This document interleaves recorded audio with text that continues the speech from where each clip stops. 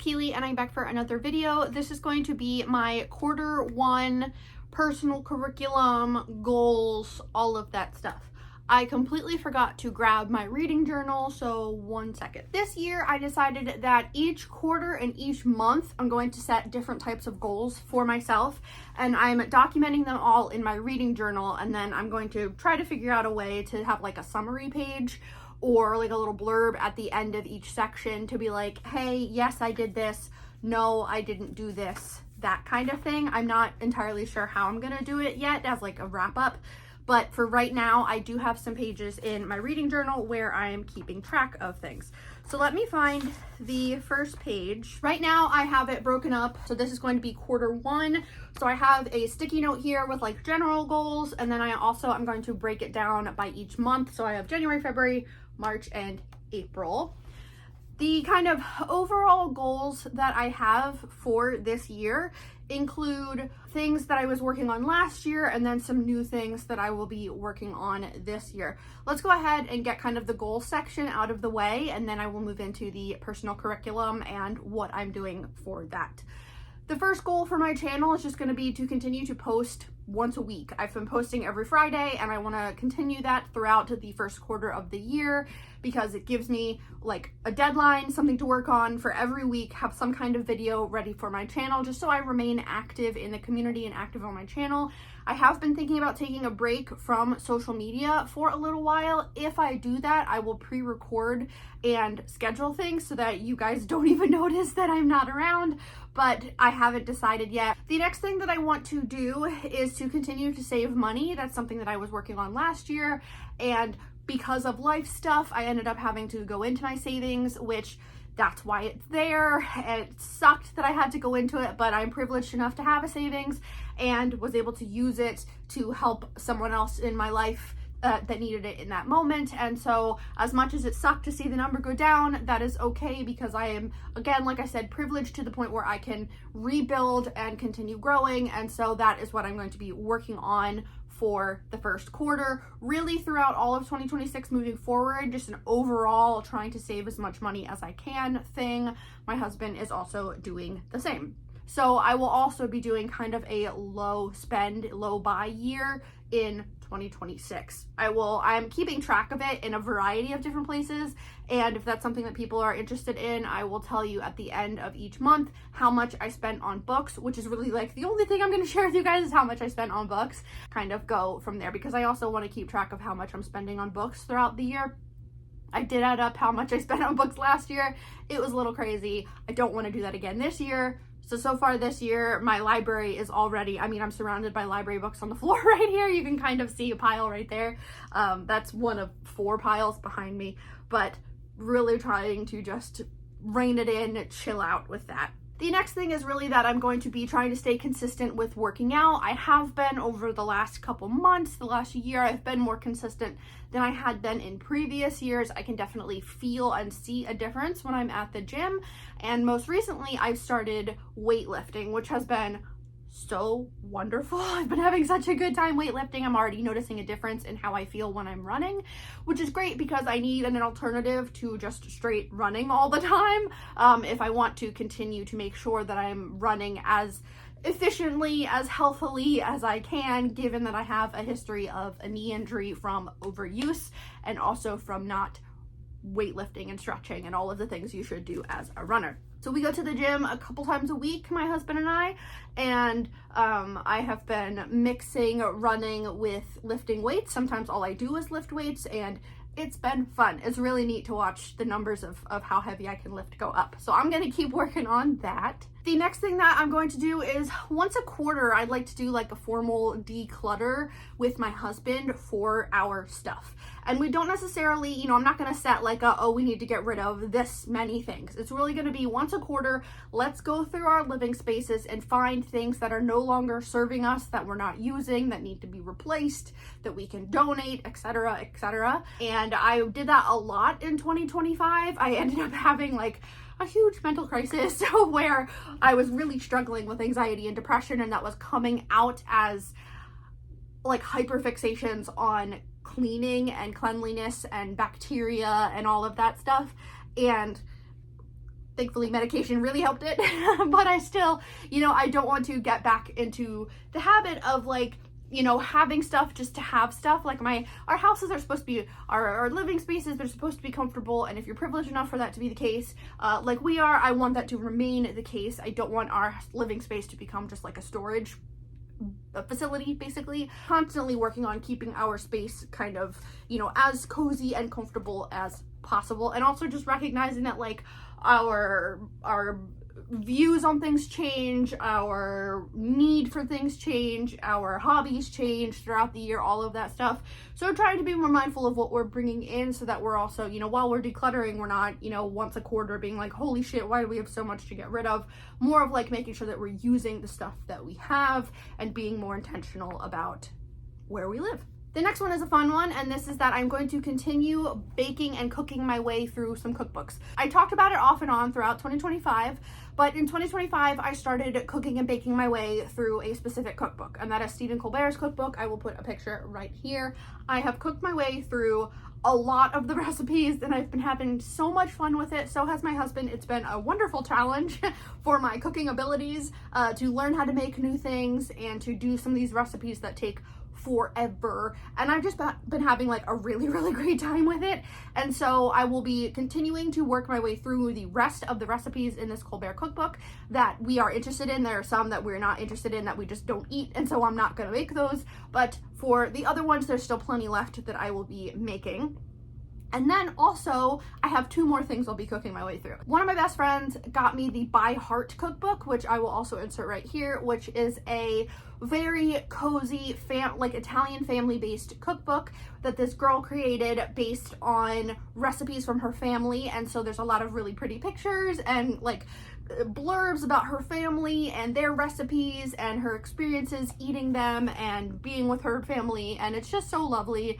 And some of them are like very traditional Italian recipes.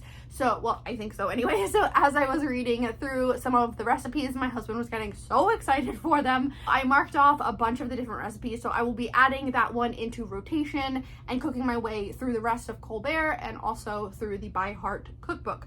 I don't expect that I'm going to 100% cook my way through entirely both of them by the end of the year, but I would like to have it so that I can pick up the Colbert cookbook and it's like very obviously used. Same with the By Heart cookbook.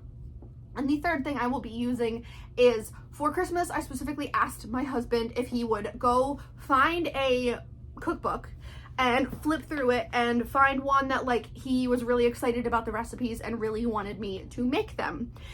He also typically gets me a desk calendar or a calendar for my wall every year. And so what he did this year was he got me the New York Times recipe day calendar for my desk.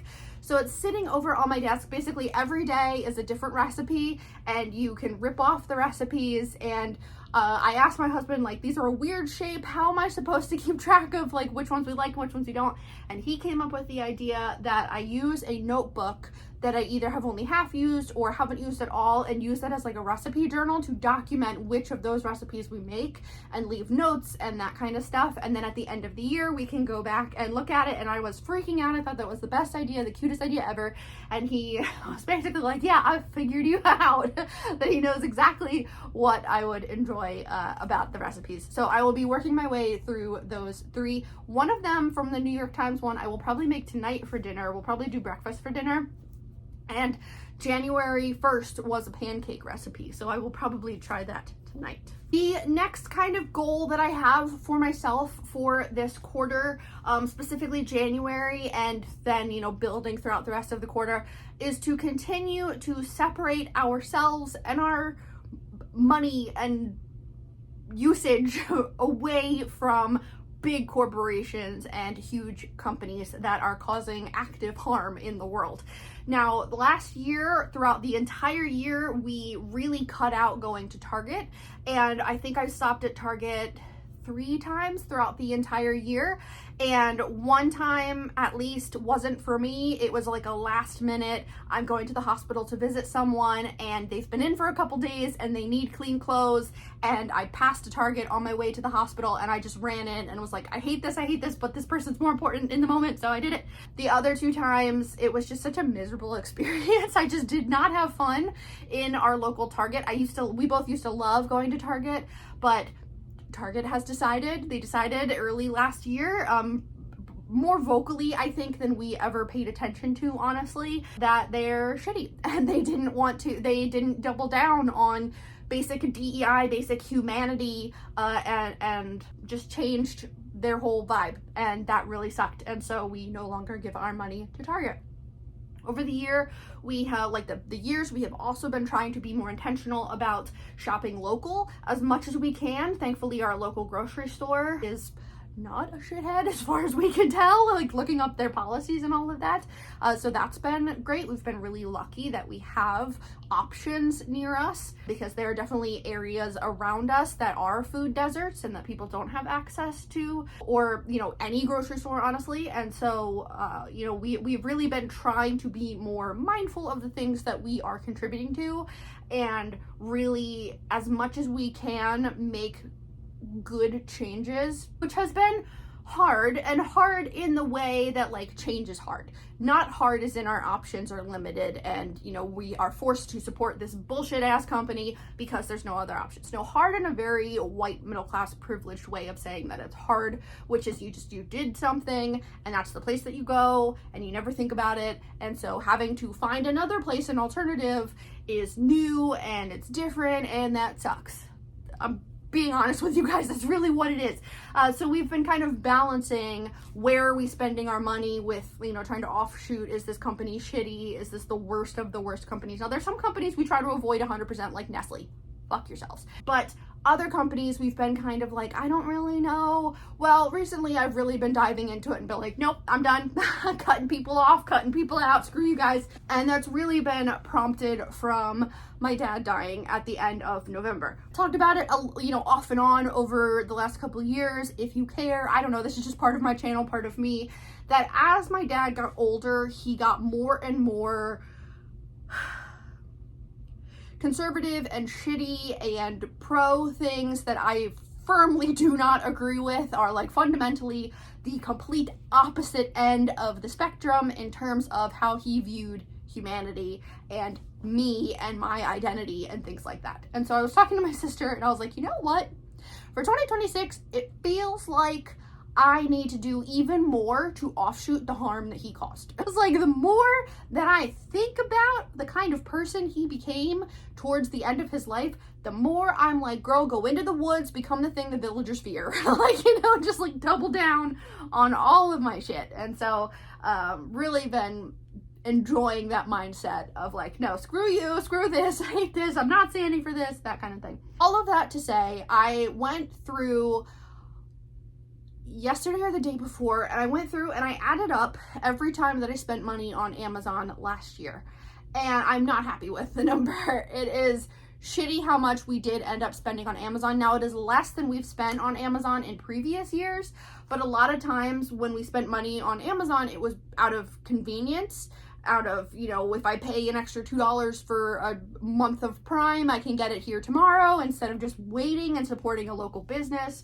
Last year, we tried to cut down on where we were spending our money, like shitty companies, so we were trying to get rid of Amazon. This year, I am really making a conscious effort, and so is my husband, to not give Amazon any more of our money at all. Like, we canceled Prime last year, we canceled Audible, we canceled all the things, and trying to just not support Amazon at all and shop local, because the main thing I bought on Amazon last year was books, and that's stupid and shitty because I have options. I have multiple library branches near me. I have multiple indie bookstores near me, lots in Philadelphia if I want to go 30 minutes down the road. Just trying to really pay attention to that. So I will be very, very on top of my own ass for the next quarter at least, to really cut down by how much we're spending on Amazon. Other thing is getting rid of Spotify. My husband and I used to use Pandora in college, and then since then we've used Spotify for the last 12 years, 15 years, something like that. Trying not to do that. So right now I will be, for the next month, trying out a different streaming platform called Qobuz. I don't know how to pronounce it. I think it's a French company from like 2003 or something. And they are a competitor for Amazon or for Spotify. They pay their artists much more than the industry standard. They have built their platform to look very similar to Spotify. Yesterday I was building out my playlist. Now there is a way to port your playlist over from Spotify, but my account is so old that I don't remember my login. I just have it saved on my computer, and so I was like, well, guess we're doing this by hand. Guess I'm doing this manually. I used it yesterday at the gym. I built out my running playlist into Qobuz, so I will be, for the next month, trying out this platform and seeing if it is a good alternative to Spotify, because when we go to the gym, that's where we listen to music, and so it'd be nice if I could find a competitor that is just not, you know, contributing to shitty, horrible shit from the United States. So if you know of any other music streaming platforms that you're using that are good, let me know, because I'm in the market. Okay, let's get into my personal curriculum. Now, over the years, if you followed my channel, you would know that I get hyper fixated on topics, and I look into how can I go back to school for this thing. And at different times, I have actually applied and started different programs, but then because of money and not wanting to take out more student loans, I end up not doing more than a class or two. This year, I don't want to spend money on school. Last year, I spent money on one online class through the local community college. It was like $800. That's still a lot for a community college. Like, college is very, very expensive. Courses are very, very expensive. As much as I can, I try to use online resources. And a lot of times you can Google like what course type you want and then put syllabus, and old courses will pop up. Like, big universities will upload their old syllabi. So it might be outdated in terms of, like, you know, the 5th edition of a book has come out instead of the 3rd that was on this old syllabus. So a lot of that stuff is out there. Some of it is not. Some of it you have to dig a little bit more, but I have enough experience digging into programs and digging into shit that I'm interested in that I feel confident that I can build out my own curriculum and study the things that I want to study. This is day 2 of filming this video. Yesterday I filmed the whole thing, and then as I was editing it, I got the first half of the video and I was okay with it, but the second half, where I actually talked about my personal curriculum for quarter 1, I just didn't feel like I did a good enough job of succinctly explaining the topics that I'm going to be looking at, that I have been looking at for the last few weeks and will be looking at all through quarter 1. And I just wanted to like take some time and think about it and come up with a more coherent way of talking about it, because I had this general idea in my head, but I hadn't really sat down and thought about, like, okay, what is it that I'm actually focusing on versus just like a bunch of random topics. For quarter 1, my personal curriculum, if you will, is going to be really focused on activism. That's kind of the overall theme for the different subtopics, subgenres of things that I will be looking at. In this section of me talking about this kind of stuff, I am going to talk about only the nonfiction books and some fiction for one category. We'll get there. But I will be reading a lot of fiction that also supplements and explores more of these topics. I have a graduate degree in social work.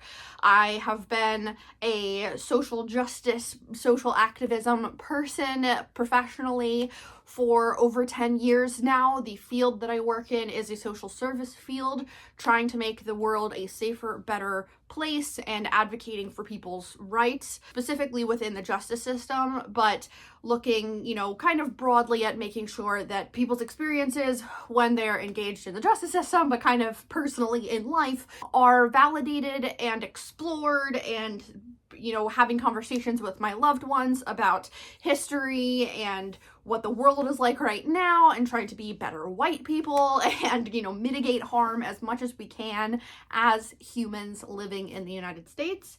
And I thought this would be the perfect time for where I'm at emotionally to really dive into some of these topics and kind of pretend like I'm back in social work school and really supplement the things that I enjoyed the most with more material to read. Also kind of going to be guided by some reading prompts that Lauren from Lauren and the Books has created.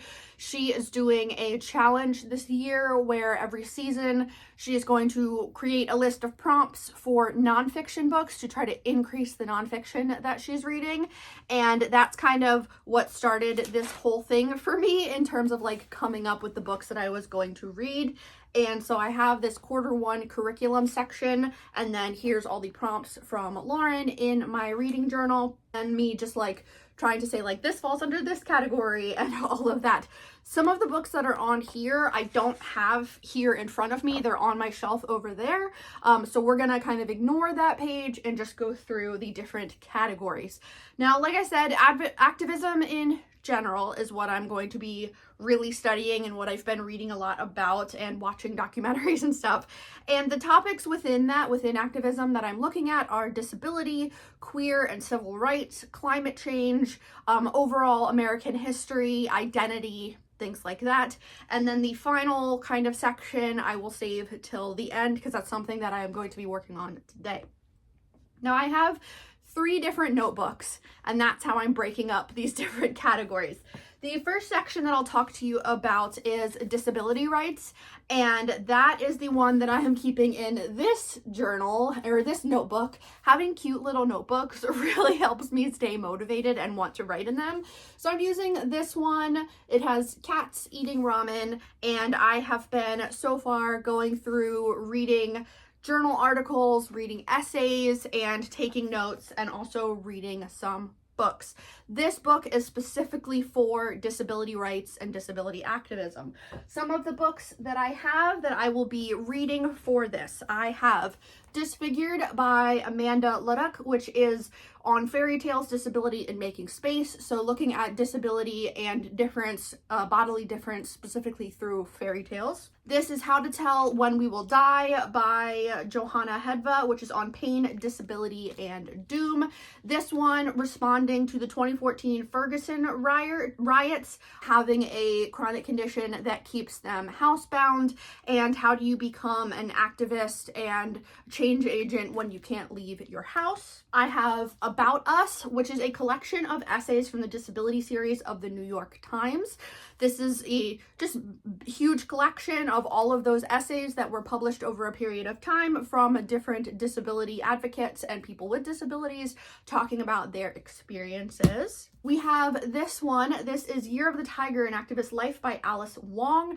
Alice unfortunately died last year. She was a disability rights advocate for a very long time, wrote a lot of stuff, and I was following her on Instagram, and I had read one of her collections that she edited, which was Disability Visibility, which is somewhere on my shelves, I'm not sure where, and I thought that collection of essays was incredible. That was a collection of different people with different disabilities talking about their experiences. There was a follow-up to that, which was Disability Intimacy, that I don't have and haven't read yet, but I did see that the library has a copy. So once I read this one, I will then move on and read that one. That's looking at disability in the context of intimacy and relationships. And then the final one that I have to show you, I'm still waiting on one from the library, but the final one I have to show you is Against Techno-Ableism by Ashley Shue. This is Rethinking Who Needs Improvement. This is a very short kind of essay on this idea of tech bros and the tech industry, basically, which is like continues to pathologize and medicalize disability and look at it as if, you know, technology is the solution to the disability problem, and that if we just have the right technology, we can fix all of the disabled people, and how harmful and not productive that is. Yes, there is technology that can help make the quality of life for some people with disabilities better, give them more access to things, but that shouldn't be kind of the end all be all. We have, you know, it should be overall societal change, cultural change, in order to make disability as just a type of thing that exists and not something that others people or is looked at as like a negative difference. So I'm very, very interested in that one.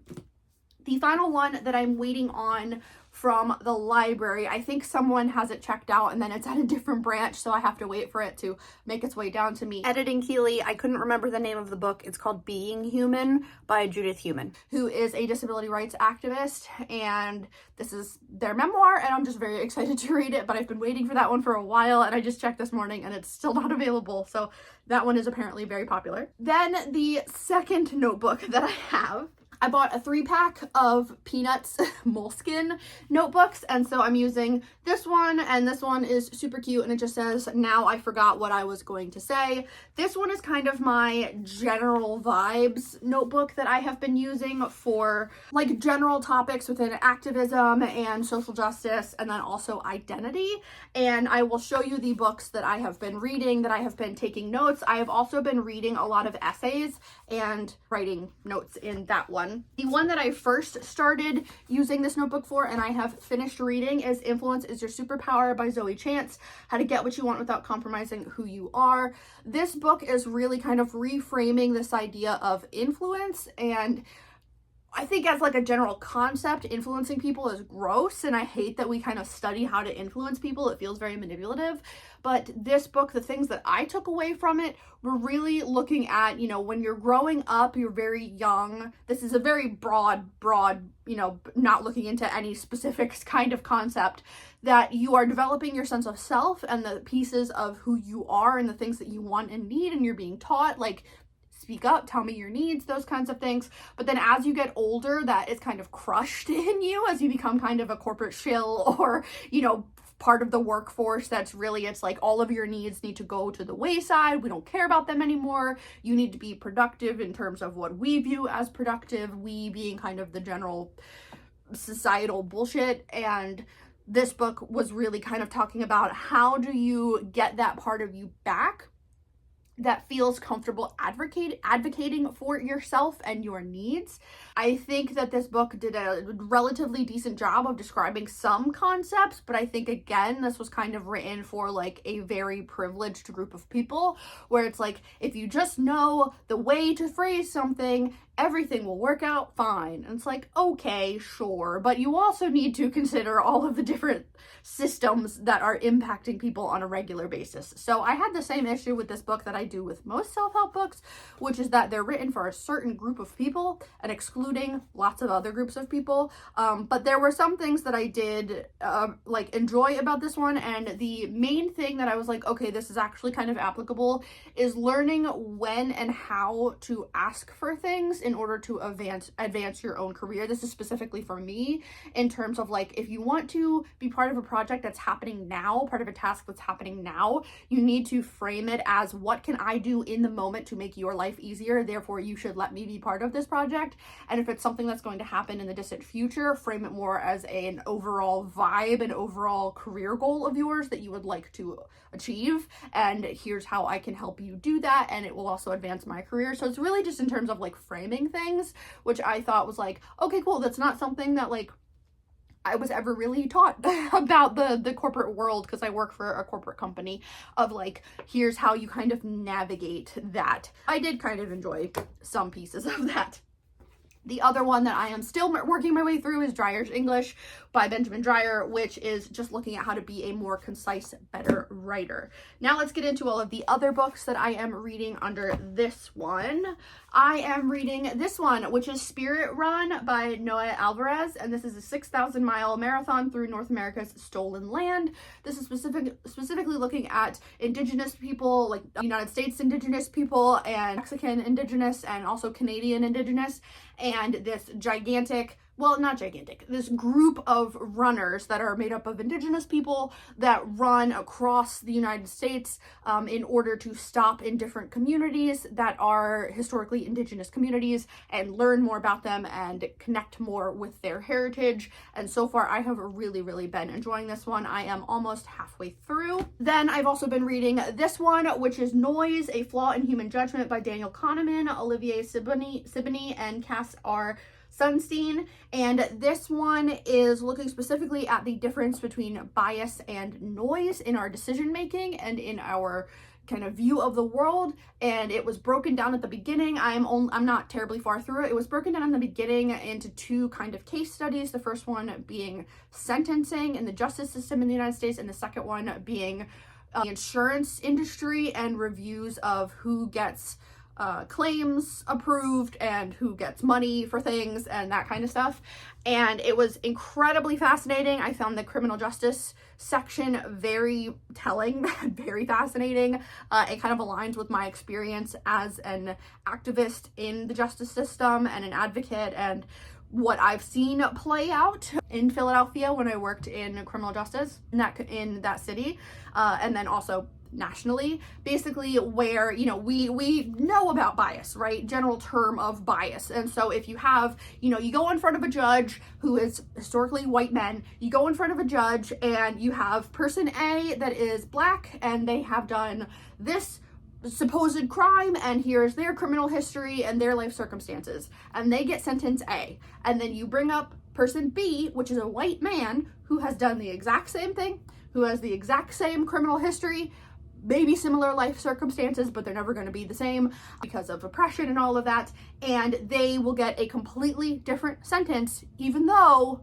everything else lines up and they should be getting the same sentence.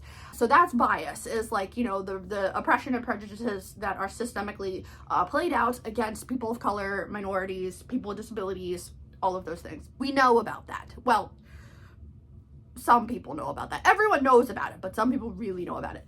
And Noyes is looking at, okay, if we take, you know, person A, person B, we give that to we give those cases to the judge at 9 a.m. They'll get this sentence. If we give those exact same cases to the judge at 12 p.m., they'll get a different sentence than they did at 9 a.m. And if we give those same cases to the same judge at 3 p.m., they will get yet again another different sentence. And it was looking at this idea that, can we classify and unify our decision-making process when it comes to sentencing to eliminate this variation? And it's the variation that's the noise. And what is the noise? Well, the noise is, did the judge stub their toe on the way in and they're pissed off, and that changes how they come up with sentencing.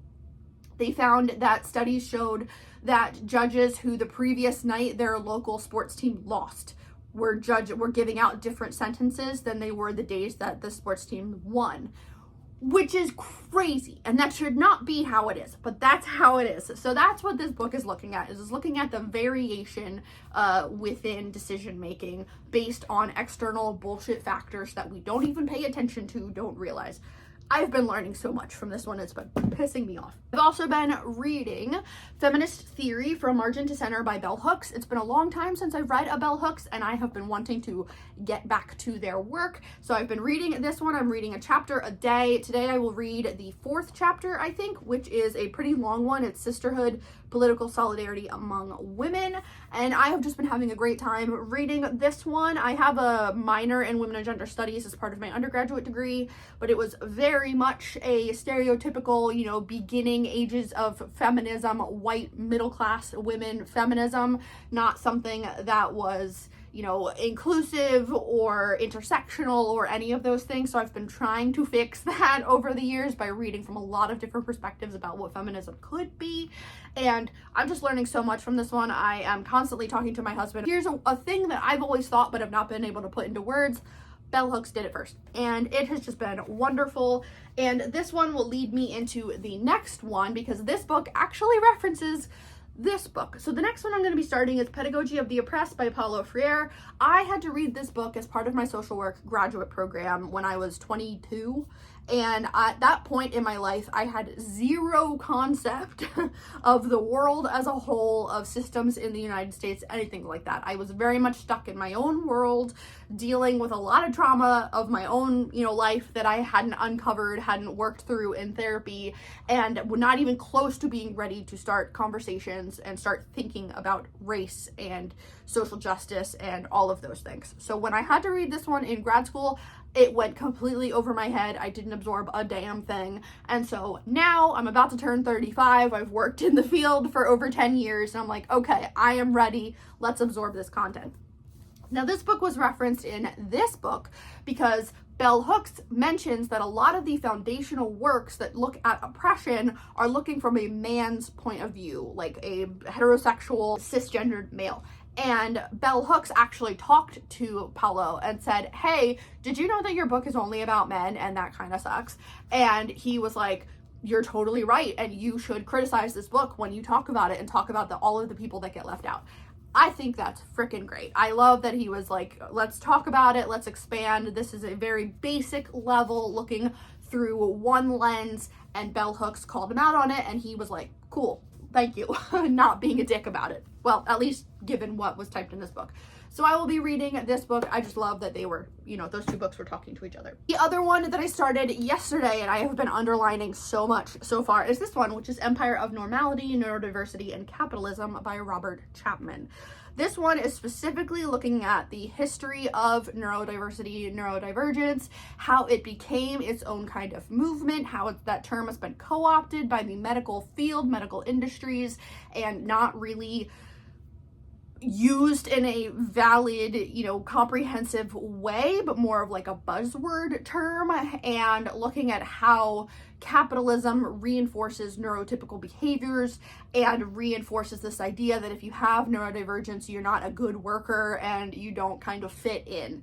And I am just loving this one so far, so I will continue to read this one. I also love that at the beginning the author says, hey, this is from he's in Britain and he's like, or the UK, this is a very one viewpoint view of capitalism and neurodiversity. I can only talk about my experience, and my experience is one that is embedded in colonialism and industry and all of harmful shit that the UK has done historically, the British Empire and all of that. And I just appreciated that the author at the beginning was like, I'm going to call it out that I know my view is incredibly limited and I don't want that to take away from the general conversation. I'm not excluding people intentionally. I just want to add to the conversation, but please continue to add from your own perspective and include all of the ways that neurodivergence and capitalism impact you as people of other groups.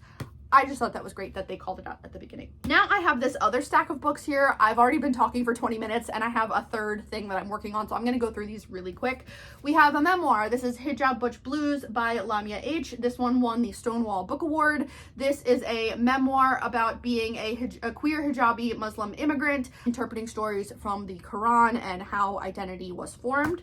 Then we have The Message by Ta-Nehisi Coates, and I have read one other book by this author. I talked about it in my library book haul, but this one takes place in 3 main journeys: inaugural trip to Africa, South Carolina, and then Palestine. Very excited about that. We have The Loneliest Americans by J. Caspian Kang, which is looking at Asian Americans and that concept and what it means to be an Asian person living in the United States. We have We Refuse by Kelly Carter Jackson. This is a history of Black resistance that is not just inherently violent or inherently pacifist, looking at the kind of dichotomy between Martin Luther King Jr. and Malcolm X and how there is so much variation between the two. It's really not just one or the other. We have Rivermouth, a chronicle of language, faith, and migration from Alejandra Oliva. And this one is looking at immigration and the borders in the United States and what the immigration process is like.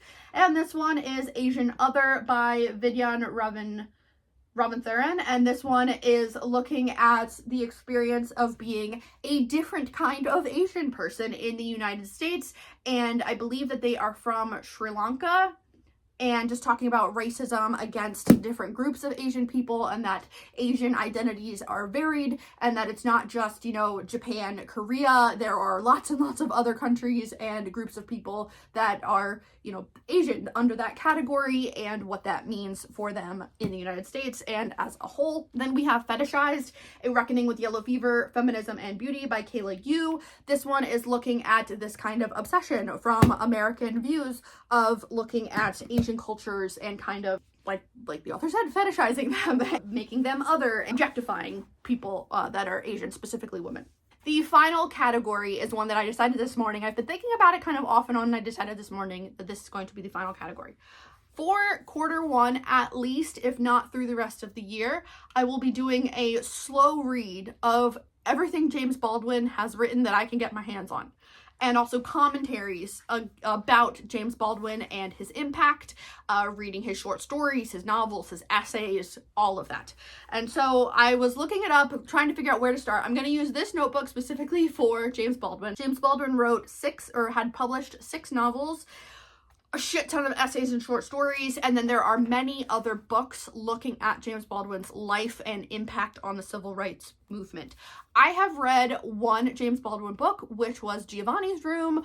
Giovanni's Room in Philadelphia is one of my favorite indie bookstores of all time. It is a queer bookstore in the neighborhood of Philadelphia, and I absolutely love it. I've been going every year for my birthday for the last few years, and I'm hoping to go again this year, maybe this weekend. Very excited about it. I just think that James Baldwin is a good person to start reviewing their work more intentionally and really kind of studying their work and their impact. And so James Baldwin is going to be, all of my notes are going to be housed in this notebook, and I am going to be starting with some essays and journal articles this morning, and then moving into the first published work from James Baldwin novel that was, I just completely forgot what it's called, but I will put it right here. I don't own any of James Baldwin's work.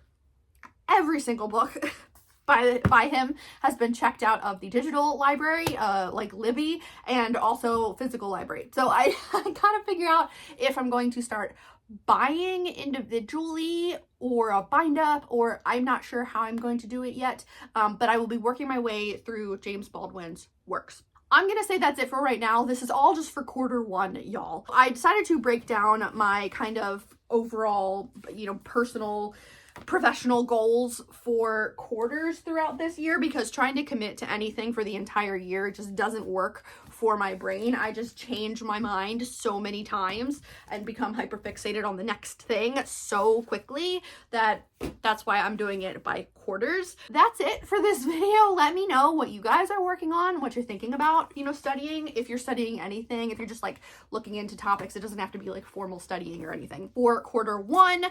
And if you have any book recommendations, that would also be really cool. Hope you guys are doing well. Excited to hear from you and hear what kind of books you are reading right now, what topics you're looking into. And that's it. Thanks so much for watching.